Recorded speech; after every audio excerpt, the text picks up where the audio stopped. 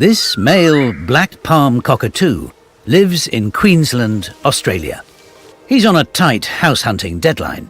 It's breeding season, and his lifelong partner lays just one precious egg every 2 years. And she'll only do that if he can find her the perfect home.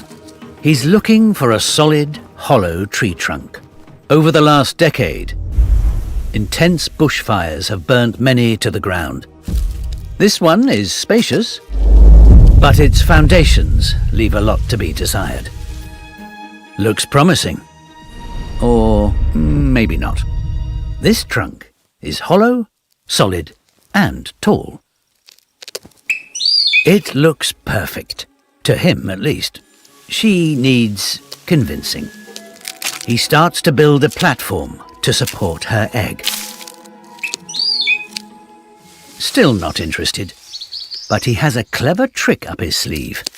He needs a stick. Now he's ready for a special performance, unique in the animal kingdom. He drums. The sound may just persuade her. This is the solid home she's been looking for. Finally, he has her attention. A blush of her cheek shows he's back in the good books. And she has a safe, secure home to lay her egg.